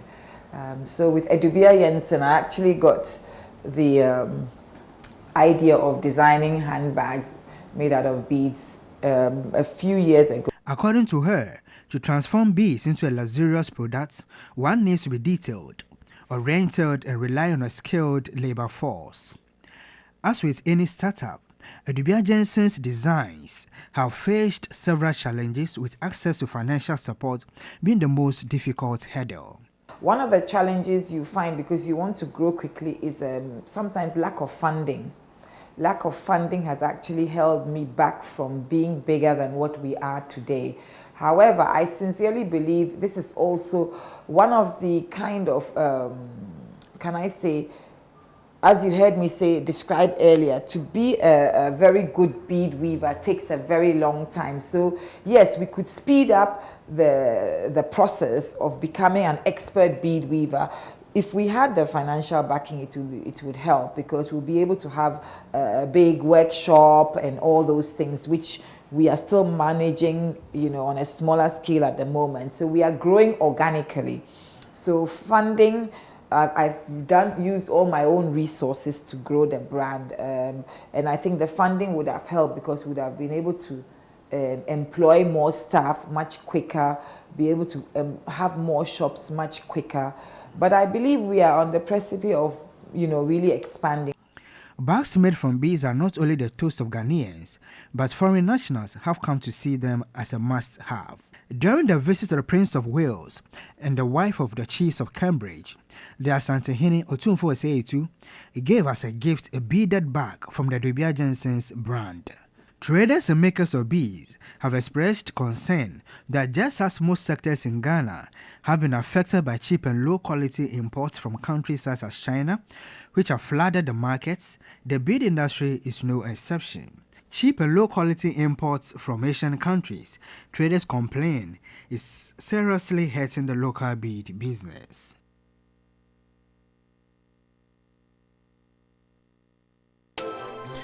Welcome back, and we'll check some of your messages out. But happy birthday from the management and staff of Media General to you, Director General of the Securities and Exchange Commission, Reverend Daniel Ogbami Tete. It's your birthday today. Happy birthday to you, sir. We love you, and we pray for long life and prosperity for you, and wisdom of King Solomon for you to be able to handle things at the Security and Exchange Commission. So happy birthday to you, Reverend Daniel Ogbami Tete, on behalf of all of us here at Media General.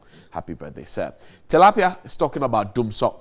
Says Dumso seated far away, and we're far from Dumso. That's what John Amewu, Minister for Energy, seems to say. There's a queue there, cross-section of Ghanaians saying ayo, particularly from a young girl in there. And Dumso is sitting atop the pipes that will generate the power. And singing your favorite song? Yeah, singing one of my favorites, Boboli Bobo. And it's trying to clean out the lantern. Bobo. Yeah, the lantern. So, but John Amewu says, well, Dumso is far off. Tilapia is a bad boy. Some of your WhatsApp messages. Good morning, TV3. Johnny, please tell the NPP man to stop saying that they have created jobs for the youth. Which jobs? We, the YEA, have worked for 2 years with the service personnel, but they came to sack us, Frank from Volta region. Johnny, please tell the NPP man to research on Ghana and see the reality on the ground. If figures are increasing and it does not reflect on the well-being of Ghanaians, then the figures mean nothing. Nash in Tamale. Good morning, Mr. Host, and to my NPP brother.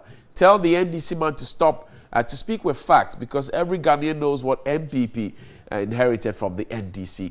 And issues concerning the two parties, they will all agree to it. But issues pertaining to the citizens, is the government telling Ghanaians that the free SHS is the first priority of the indigenous Ghanaian? Please, they should give us a break. Many of the people in Ghana could have paid their fees. Frederick Aqua Obuasi, good morning, sir. NABCO trainees are yet to receive their stipend December. And good morning, Johnny. The NPP communicator should not take Ghanaians for granted. The output of 111 ministers and that of 1,614 not presidential staff as they work at the Office of Government Machinery does not commensurate what is on the ground. We have 111 ministers, and how much is a gallon of fuel now? And if that is not enough, what is the state of the economy? Enough of that. Sami from Chideri. I understand that fuel prices are going down slightly there. Okay.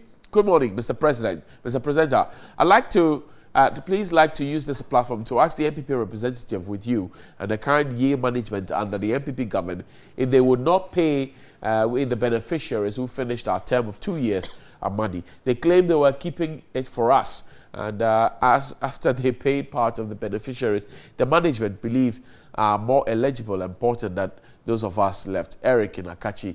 John Kuma, where are the factory? Simple question, you can't answer. 2020 is around the corner. Please, good morning, TV3 staff and Honorable Ablakwa. Please let the MPP know that the 2020 is not far from 2019. They should stop deceiving Ghanaians that they solved them. So the super incompetent government should stop deceiving us. 2020, we go show Nana. Shatawale has been warning people to stop saying they will show Nana. Emmanuel Mauli, Sogakope, and the Volta region. Where are those one district, one factory that is talking about? Please stop lying to Ghanaians. And good morning. Please ask John Kuma where the one district, one factory at Sege, and he should first talk about presidential staffers. Ernest from Nungwa, Saeed from Tamale, Johnny. Most of these presidential staffers are just a rape on our taxes. I know a teacher who was made a presidential staffer from the 998 list. Less than 6 months down the line, has been able to buy a Toyota. They don't do anything to earn such huge sums of taxes. They are errand boys for God's sake. Sad times in Ghana. And finally, says the MPP man is lying. MPP people always talk about allowances for nurses training. Let them know that posting is our priority. And they haven't posted a single nurse or midwife this year. NDC posted nurses and midwives every year. We nurses are disappointed in the MPP. We drank Calipo with Nana, and as of now, losing our votes now. Okay. But let's wish Jennifer Dede Afabedzi. She's the MC of La in Kwantanan. A happy birthday. And this is coming from Harriet Asunda here at TV3 Media General. Happy birthday to you, MC of La in Kwantanan, Jennifer Dede Afabedzi. La in Kwantanan, Jennifer. I see. Interesting. That falls within their Delta area, right? It does. We'll be checking their Delta bridges. So far, how far? Yeah, after the uproar and everything else, what has happened? We want to know. Jennifer, good morning. While we wish you happy birthday, we hope that you keep your eyes on the road. And oftentimes they have said, oh, the project is under the highway authority. We agree, but anyway, guys, that's all we have for you. We'll see you same time tomorrow, 6 to 9 a.m. on your favorite morning show, New Day. Make sure you make a day with us. Eat a Ghanaian meal.